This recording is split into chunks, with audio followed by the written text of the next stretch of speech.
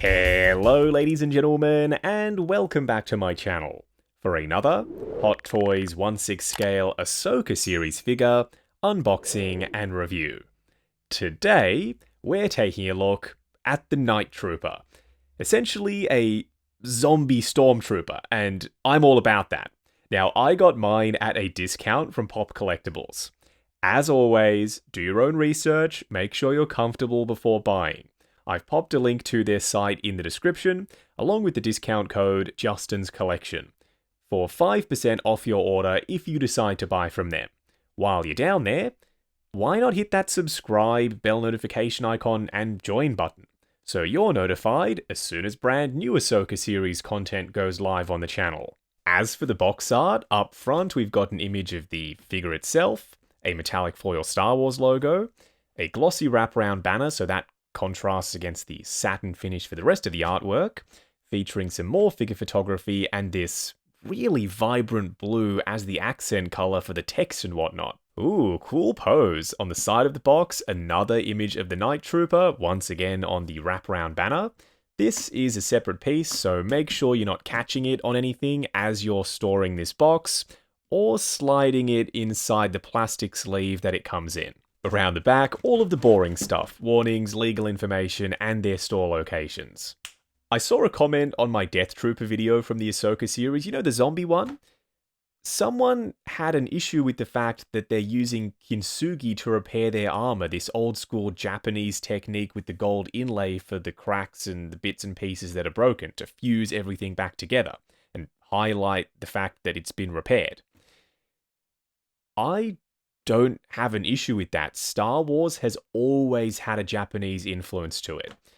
And taking something like kintsugi and using it for Stormtrooper armor, it's not only beautiful, but it's very different. These figures are going to stand out because of it. Also, how did you not have an issue with them being zombies? The kintsugi was what you pointed out as being a problem. But anyway, on the slipcover, we've got an image of two Night Troopers. I don't think these are going to be great for army building. We'll discuss that a little bit later. First in-hand impressions for him. Loving the armor mold. It looks mostly Rogue One-ish, and that's my all-time favorite Stormtrooper armor mold. What we're going to do now is get all of his accessories laid out in the light box and take a closer look at everything he comes with. Starting off with the display base first, it's done in the usual Imperial flooring style base mold. There's some light silver dry brushing on the edges of the tiles. Then around the front, we've got Star Wars and Night Trooper on the etched nameplate. Up top, an adjustable wide scoop crotch grabber. The reason they've used this one is to accommodate for his bulky armor. Ugh, I really wish they hadn't used the magnetic thermal detonator med kit, whatever the heck this thing is. I prefer the integrated version. Yes, you can't take it off the belt if they use the full Rogue One mold. I don't care. This is a nightmare to keep installed on the back of him. We'll discuss this in the pros and cons segment, that's for sure. As for blasters, we'll look at the pistol first, the smaller of the two weapons. There's silver dry brushing on it. We've seen this before. Sculpt work is impeccable. There's some gloss black front and back for the scope up top. Ah yes, the E11. A classic Stormtrooper blaster. We've got the sight, some gloss black only on one end. Not sure how that sight works actually. And you can extend the stock back, fold the bottom piece down, and it's a functional, proper, real stock. I've not used this with any of my other Stormtroopers. I'm tempted to give it a go with the Night Trooper. I'm not sure yet. Thank you for my pairs, Hot Toys. You all know I'm a fan of pairs for my hands, and while we don't have a matching right one for this, we've got pairs for everything else, so I'm satisfied. There's some sculpted detail for the pads on the inside of the palm, there's some wrinkling, and the kintsugi is sculpted on the armor plates. Then it's been hit with a metallic gold. So that was the splayed out finger open palm hand, a pair of closed fists. You can also see that the armor plating is cracked differently from left to right. Trigger finger hands. He needs to hold his blasters so he can miss you as he's firing. The fingers are quite stiff, trying to pry open the grip to fit the handles for the blasters in there. is going to be a challenge without using a hairdryer or some hot water to soften these up a touch. And finally, 2 relaxed open palm hands already installed on him right out of the box. What we're going to do now is get the Night Trooper himself out here. Standing straight up and down in the light box, no crazy poses or accessories or anything like that. Is this a must-have? Is this the best figure in the line to date for the Ahsoka series? No, not really. I mean, he's simple, he's effective, he's to the point, his outfit is accurate. The Night Troopers did look like this. And he's using some of the very best Stormtrooper pieces at Hot Toys' disposal. Still, unless you have space for this, I would dedicate that room to Ahsoka, Marok, Shin, Balin, Thrawn, Captain Enoch even, the Death Trooper. So far, while I like this, I really do, I'm struggling to recommend him over any of the other figures in this line. Up close and personal, kicking things off with the Stormtrooper's bucket. Sorry, Night Trooper's bucket. It looks striking. The gold, the weathering, the yellowness of the armor like he's been out in the sun for a while. It all comes together to make it look like this is a trooper that's worse for wear. He's been stranded on a random planet. He doesn't have much in the way of tools to repair his armor. So this is what he ended up with. The gold is quite shiny and metallic, but what strikes me as being the most unique thing about him? The red bandages. Like, it's so different, it's so out there, and also a little bit unnecessary.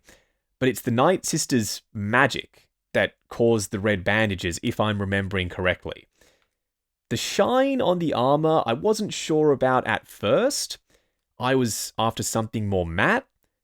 But now that I've seen it in hand, the glossiness for the plastic armor does work with the shininess of the gold metallic. I've always wanted to know what that hole is. Is that a leftover, mold hole that they never patched in the vacuum plastic for the original trilogy and then it carried over to this new armor? Let me know if you know down in the comments. Underneath the helmet, he's got a rubbery gasket, but it's not going to be stressed out if you're posing the neck, so just don't worry about it. We've even got some cracks and scuffing and dirt and grime and battle damage on the back of his bucket. The armor plating back here is the signature Rogue One Stormtrooper mold, but the kintsugi is sculpted. The gold stuff isn't just paint. This is genuinely sculpted, etched into the surface, including in this back panel. So I'm willing to go out on a limb and say that this is all new sculpt work from head to toe because every single one of the armor plates has some sort of kintsugi on it. Even this one, it's hidden underneath the bandages, but it's there. The one thing that I'm not a massive fan of, in fact, I hate it, the magnetic canister. It's got no friction. It slides around everywhere. The magnet is strong enough, but because it's not grippy, this is not rubber, it's slick foam. It doesn't hold the canister in place. If you so much as look at this thing the wrong way, it is falling off. Asymmetrical. That's how I would describe this. We've got different red bandages from one side to the other, and different cracks for the kintsugi from one side to the other. So earlier on in the unboxing segment, I said that I wouldn't army build this. I think it's not good for that.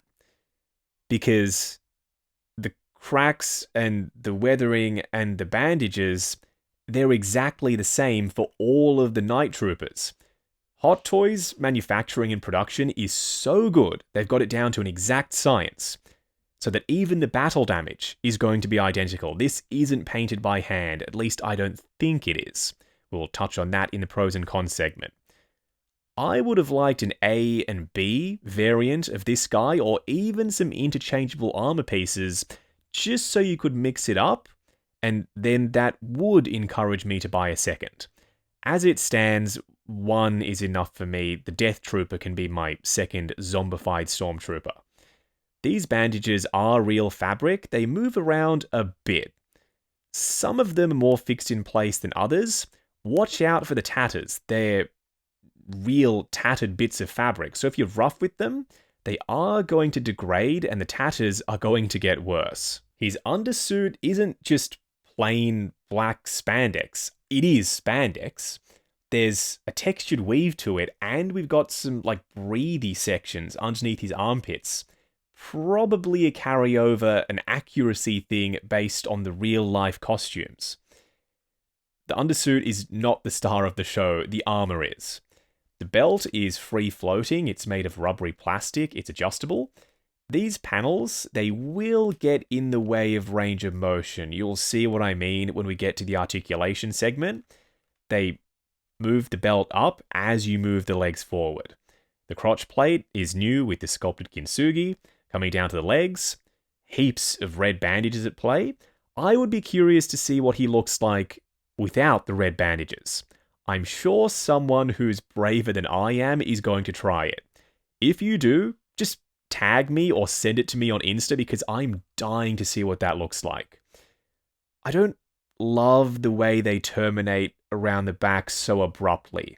It comes across as though they've just been glued on the surface, not wrapped around in some sort of creepy ethereal way like they're supposed to be. He's got an asymmetrical design for his shin guards, and this thigh piece has the rib detailing. This is all original trilogy accurate. Then for the boots, filthy. They're way yellower than the rest of the armor because he's been stomping around on that planet. They're dirty and grimy and disheveled. Underneath, we've got some fully sculpted tread. For a quick side-by-side comparison, this is a perfect pairing. This is who you should be pairing your Night Trooper with. This is the actual Death Trooper. He's dead. He's a zombie. Get it, Death Trooper? I'm so sorry. As you can see, Death Trooper is the taller of the two. Why did we get tattered bandages for the Night Trooper, but not the Death Trooper? It's very strange. I much prefer the look of the red bandages on the left versus the right. Going over articulation, starting off with his bucket. It's on a ball joint at the base of the neck, and then a double ball peg up underneath the helmet. Combined, looking forward to there, looking up to there, heaps of range, swivel, and tons of pivot side to side. His shoulder pads are on elastic straps. I like to put them over the top of these rubbery straps for his chest armor, just for maximum range. His arms will go up to there, going forward and back on soft ratchets. There's a butterfly joint at the shoulder that hinges up and down. And look how close you can get his arms down by his sides. Swivel at the bicep, double bend at the elbow, going just past 90 on soft ratchets, but this gauntlet piece does collide with his bicep armor. Then for the wrist peg, it's a ratcheted hinge and swivel. Seeing as though we've got overlapping armor pieces, his torso is going to be collision central. We've got a joint at the midsection and another at the waist. Crunching forward to there, restricted, as to be expected. Going back to there, but it gets gappy. Swivel and pivot side to side. His legs go forward to there as they push up on the belt. But you can rotate the thigh armor and then they'll go slightly further forward. Going out to there, swivel at the upper thigh. Double bend at the knee on soft ratchets going past 90, but only just. And a split cut boot design for the ankles with a double ball peg inside the shin armor. Going forward and back, swivel as well as some ankle tilt. Moving on to the 3 cool and 3 annoying things. The first annoying thing is they didn't just use the Rogue One Stormtrooper mold for this. That, I still believe, is their best 1/6 scale Stormtrooper mold ever. Unfortunately, they also borrowed something from the Mandalorian Mortar Trooper mold, and that's this stupid magnetic back belt canister. It falls off constantly. You're trying to handle him, it's going to go flying. You're trying to pose him, same thing. So I would suggest doing the pose, popping him in the cabinet, then the very last thing you do should be popping this canister on his back. The second annoying thing is, aesthetically speaking, the red bandages, they look brilliant. Like they're so realistic. The tatters are perfect. That's because they're actually tattered. So that means for durability, not great. If you accidentally touch them and you catch one of these strands, it's going to unravel all the way through the red fabric piece, and you may cause some very unsightly and irreversible damage. The third annoying thing is a little one. It's not super visible from a distance. Up close, it absolutely is, even to the naked eye.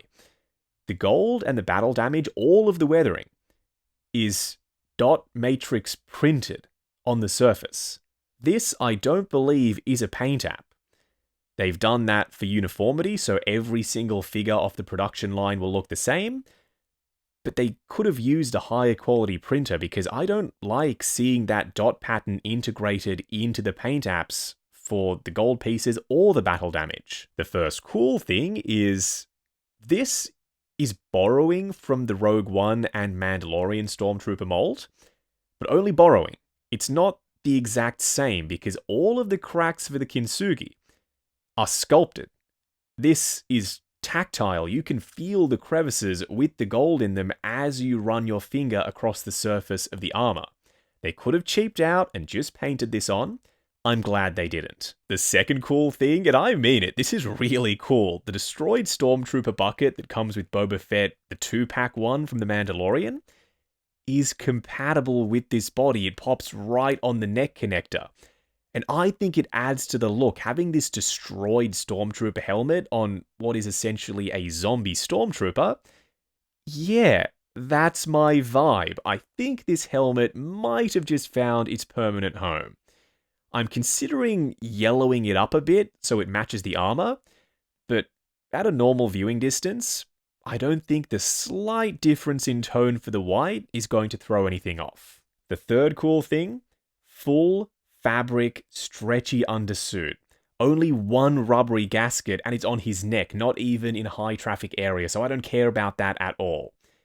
This figure is going to be great for pulling off some creepy looking zombie poses, and you can leave him in those poses thanks to that fabric outfit. Wrapping up on the Night Trooper. He's cool. If you've got space for it, then it's a no-brainer. If you don't, if you're short on space, like I am, like a lot of us are, this is a safe skip. He's essentially just a Stormtrooper with some gold markings and some red bandages. He's slightly yellow in color, there's some weathering, nothing to write home about. I don't think this is even the best Stormtrooper I've ever seen, nor the most exciting. He's going to stand out, if that's important to you. This might be a Stormtrooper worth collecting, but if this is something you couldn't care less about, I think you already have your answer. The proportions are great, no complaints with the body or the outfit or the mold for the armor pieces, or the way they've done the bandages, except for the tattered edges. I'm a little bit worried about that. Aesthetically, sharp as. The only complaint I have really, the one that's stuck with me throughout the course of this video, is the printing for the gold and the battle damage. That should have been hand painted. You can see the dot effect for the printing, and I just don't think that's good enough, not at this price point.